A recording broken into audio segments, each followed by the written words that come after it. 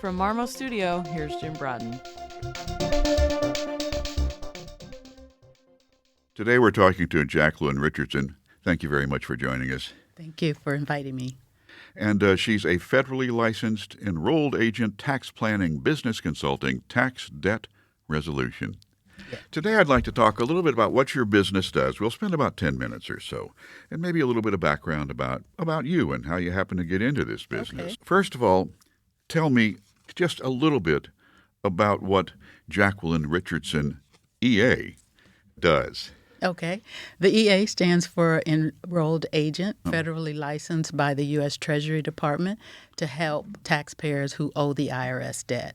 So basically, an IRS agent is here to protect the interests of the IRS, and I will protect the interests of my client when we're talking with the IRS. You are like a certified and qualified Yes. representative Yes, of the taxpayer. absolutely. What else does your company do then? So with that comes tax preparation. Right. Most times or many times when there are tax problems, it's because of unfiled tax returns. So you really have to go to a professional who's going to have many years. The IRS requires 6 years that are filed to be considered compliant, and they will only work with you if you are considered compliant. So sometimes I'll have 6 years worth of tax returns to file. I also do a little bookkeeping. I basically do bookkeeping oversight. So if your company has a bookkeeper, but they struggle, Right. they can contact me and I can help them through whatever issues they have on the bookkeeping side.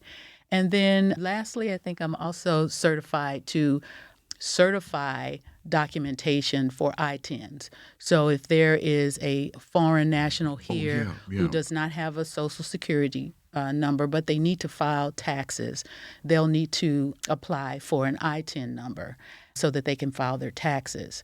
And the rules are that you have to send your original documents, whether that's your passport or whatever it is, to the IRS. And because there's systemic problems with that, the IRS has commissioned offices such as mine to certify the documents so the applicant can bring me the documents, and then I will certify under perjury that document is authentic. So these are serious certifications that you have. Yes. And although you represent the taxpayer, it sounds like you still are cooperative with the IRS. Right. Is it an adversarial relationship at times or not? At times, especially now with so many agents, new agents being hired, generally my training is a lot better. A little bit of history. Yes, please, I started background. my career at the IRS. That was Okay. my first job. Okay. It was very heart-wrenching and it was very difficult because of the lives that were affected by being an agent. And it was mainly because the taxpayer just was ignorant of the law. They didn't know their rights. Right. They didn't know what not to say and what to say. So I enjoy this side of it better. When I was working for the IRS, I was trained for a year and that's it. There's no continuing education. You just learn whatever you learn, just with any job. Yeah. But as an enrolled agent, I'm required to have continuing education. So generally, I'm better trained than the agents, especially now with so many new agents. So I'm better able to protect my client, even with not having them speak Right. to the agent. Yeah. Protects them in a certain way. But we use the same manual. We use the Internal Revenue Manual and the Internal Revenue Code, both the IRS agent and the enrolled agent. We use the same code. It's just who knows it better. Or I can certify or guarantee that the taxpayer's rights are being respected. It's quite an awesome responsibility. Yes, it is.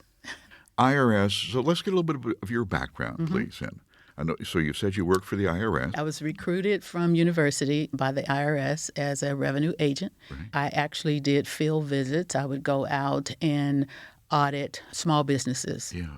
It was very difficult for me emotionally because I generally found that small business owners and taxpayers were willing to do the right thing. They just didn't know how. There's not a lot of education in high school about taxes and the responsibility of taxes, and many of them fell into that category where they thought they were doing the right thing, and then I'd have to levy all of this tax and interest and penalty. And so it was just something that I didn't really enjoy. I enjoy this much more because I'm able to do the best I can. I don't work for the IRS. I have no magic wand, but I do know what you're entitled to and what we can do for you. I can help do the best for you. I'm sure you have people come in that are overwhelmed They're because they've got overwhelmed. behind the curve on that. They don't answer, they don't open their mail, they're overwhelmed, and they think if I'm just silent, it'll just go away. But the penalties are steep. They could be up to 50%, and sometimes 100% if it's something like payroll. Right. And also the interest rate moves with the federal interest rate. Right. So right now the interest rate, I believe, is 8%. Yep. It adds up quickly. I'll have clients come in and say, I only owe a couple $1,000s. And then when I actually pull their records, it could be double that. So we try to get them into some resolution, whatever they qualify for. And then I'll walk them through that so that they don't ever have to talk to the IRS. Are most of those are mostly individuals or small businesses as well? Both. Really? Both. Many people will, especially if they're a corporation and there's really no S corp and it goes into their personal. Yeah. They have businesses, and the business is generally not in trouble. It's the personal return where they have not paid the tax on their personal return. Or if they're a small business, they didn't file estimated taxes. Yeah. And it just snowballs. Realtors, lots of realtors, because it's cyclical. It's totally unpredictable. Unpredictable. Yeah. And so by the time they sell a house, maybe they need to catch up some bills. And they'll do that and think, I'll make more money and I can pay the IRS. But the more money you make, the more you owe. So it's just a snowball effect. How do people react when you tell them the real story on this? Yeah, it can be devastating to them. I just like to assure them that I'm going to walk you through it. You won't have to talk to the IRS, and I will do the best that I can for you, at least so that they can sleep at night. And many times I can keep the IRS from levying or a bank account or putting a lien on a home or something like that. Things get serious. There's nothing that's protected hardly, is there? No. And they get more and more aggressive. So sometimes letters are coming and they're looks like you may have forgotten to file your tax return, and then they progressively become more aggressive. And then finally they say, we're going to levy your bank account, and they'll just sweep the bank account for whatever is in there. Wow. Yeah. You know the sequence and the severity of that correspondence then. Yes. They don't know what's around the corner. Exactly. It must be reassuring for them to be able to talk to you. Yes. And at least have a sense that you're knowledgeable and have a hold of it then. Yes. That's the individual, and that's the working with the IRS. What are the other aspects of your business? Tax return, tax preparation, tax planning, tax guidance. I do that during the tax season and really throughout the year when I'm trying to catch someone up on their taxes. Of course, we're in Texas and there's no state tax, but I work for, so the enrolled agent is licensed for U.S. taxpayers worldwide. So there's no localized geography on it. Exactly. Then. For example, a CPA is licensed in their state or may be licensed in several states, but their license is by state. An enrolled agent, because we are federally licensed, I'm licensed for all U.S. taxpayers worldwide, no matter where they are. Are there many of you out there? There's more and more. It's some people who decide to become enrolled agents might find the training overwhelming as often as the tax code changes. But if I don't have a client, I'm doing continuing education. I probably do 3 times the continuing education that's required per year. That way, you can, when you talk to somebody, they know that you're current. I'm sure it just takes a few paragraphs of conversation with you, and they know exactly that you know what's going on. And also, I'm alerted because of my memberships and my affiliations. I'm alerted to major changes that I can let my clients know about things that are coming up. This is a most interesting business that you have. Yes. We've talked about just a few minutes now, but what would somebody need to do if they're going to come to you? Number one, who needs to come to you? Anyone who is facing a tax debt, no matter how small or how large, they need to come to me and we need to start working on it immediately. I offer a free consultation. That's only about 15 minutes because I just want to make sure that you're in the right spot before you pay anything. And then there's a full consultation, and then we'll get into, in order for me to represent you, I have to file a power of attorney, which is a very serious piece of paper for me. That makes me fully responsible from that point on. So we'll get into that and determine what it is that could be done for you. For example, if you're 27 years old and you were a realtor and you owe the IRS $100,000, they've got 10 years to collect. So in that case, in many cases, the best I could do is an installment agreement, right, so that you're paying on installments, because if you're 27 years old, the IRS knows that they'll be able to collect the money in 10 years, or they expect that you're going to be alive in 10 years, probably. Exactly. So what happens? Contributing. What about people in my general age group? There are remedies. Usually, depending on where you are financially, there's this offer and compromise where you pay a lesser amount, but that's determined by the IRS based on the package that I send them, the brief that I send them. And then there's also currently not collectible. There are a lot of people in my age group who just are barely can afford to live, and they'll put you in that status for a while and see if things turn around. What I like to do with people in my age group and older is to try to protect their 401k and their Social Security, because the IRS can actually take them both. Yeah, there's some areas that people think are sacred. Yeah. That aren't. There aren't. Yeah, but the thing about that, they can never take your house or can't access your bank account or can't go for your savings. Right. And those are extreme cases. The IRS definitely tries to, they want to protect their reputation. So to put someone out on the street and have that on the news is not something that they're going to do. So they will work with you to make sure that you can stay in your home. That's why they have the currently not collectible. They give allowances for, and they decide what the allowance is for, say, Texas versus New York. Right.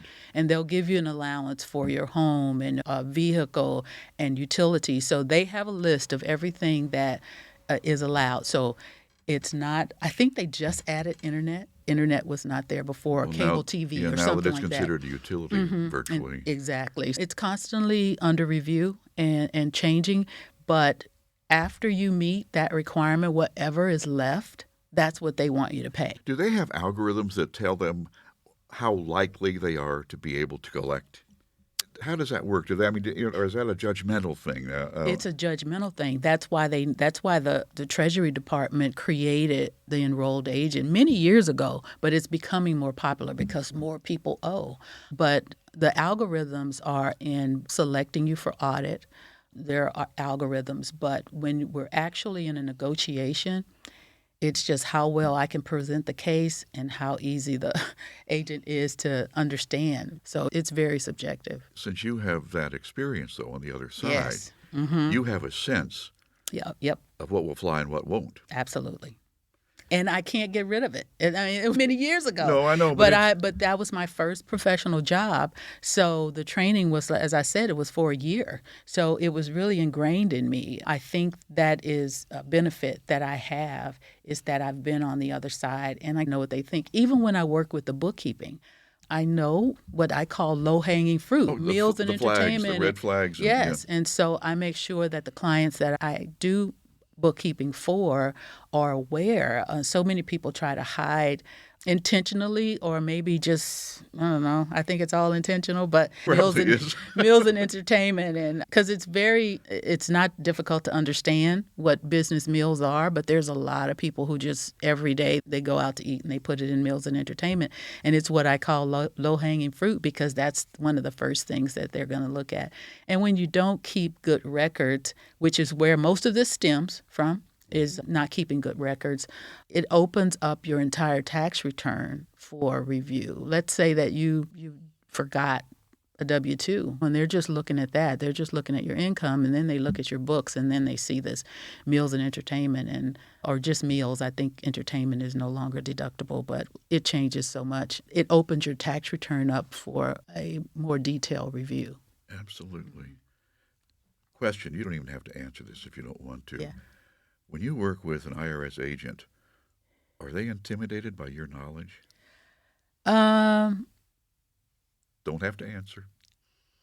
I would say that I have a way of pulling them onto my side. No, I understand. So It's never contentious. It becomes a common area Yes. of knowledge as Yes. opposed to a confrontational area Absolutely. of knowledge. And Absolutely. that's masterful on your part. Mm-hmm. That's, Yeah. and that's a skill that not many people. There are lots of people who do what I do who are confrontational, especially if they know a lot, right? Knowledge can be dangerous. Yeah, but I will thank you so much for pointing that out to me. I just pull them over to my side as best as I can. Yeah. Mhm. And we have avenues. Generally, if a taxpayer is talking to an agent, that's pretty much, it has to be egregious in order for you to be able to go to a manager or get some type of assistance. But as an enrolled agent, we have avenues that we can. Just going to say, you've got other options of We've communication. got other options of communication and escalation. Who should come to you? Anyone Yeah, okay. who first, let's start from the top. Enrolled agent that's what I do. That's the top. That means that you're already getting letters from the IRS. You need to come immediately because you have no idea what's around the corner, as you mentioned. Next, people who have not prepared or not submitted tax returns in the last 6 years, and of course, current tax preparers. Companies that don't have adequate bookkeeping. I can help them also. Do people realize they don't have adequate bookkeeping? Nope. They don't look at it.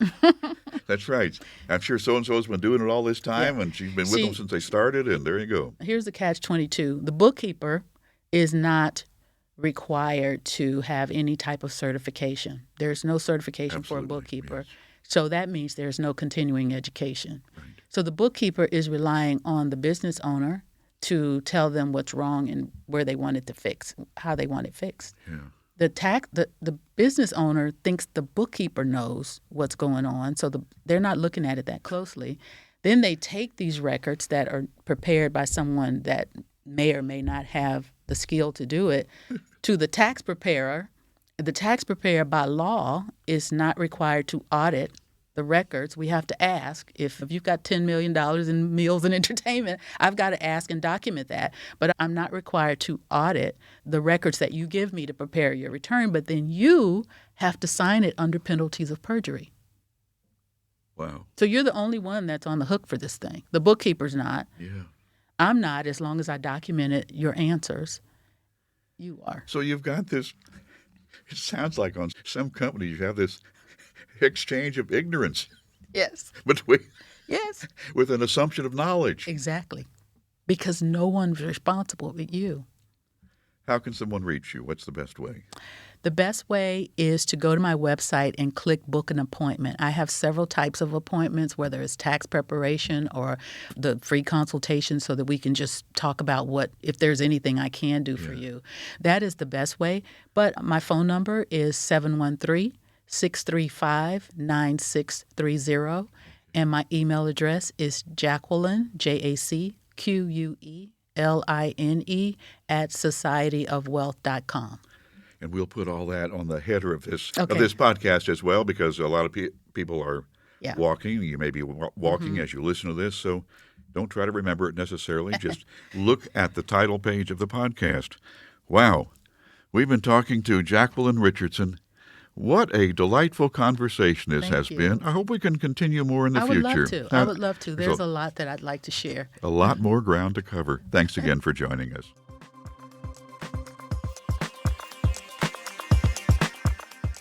From Marma Studio, you've been listening to Jim Bratton. This is Sierra Sakel.